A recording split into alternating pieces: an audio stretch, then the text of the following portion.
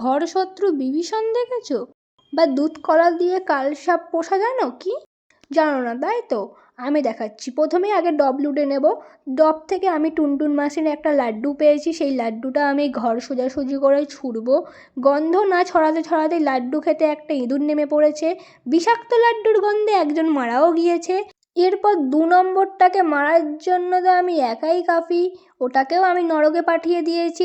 আমার মতন dress copy করে আসার অপরাধে একে আমি কবরের নিচে পুঁতে দিয়েছি। কিন্তু আমার বন্ধু এখানে মাটিতে হামাগুড়ি খাচ্ছিল দেখে আমার খুবই কষ্ট হচ্ছিল, তাই আমার নিজের হেলিকপ্টারটা ছেড়ে ওকে আমি বাঁচিয়েও ছিলাম। তো এতদূর পর্যন্ত সব ঠিকঠাকই ছিল, ঠিকঠাকই চলছিল। তো তোমরা এখানে কি দেখেছো যে আমি ট্রিপল কিল করেছি, আর একটা কিল করলে আমার কোয়ার্টার হবে।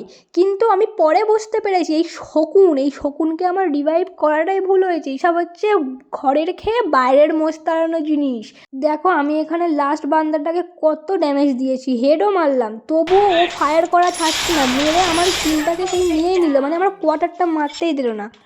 দেখলে তো, একেই বলে দুধ কলা দিয়ে কালসাপ পোষা। সব টিমমেট নয়, শকুনের দল।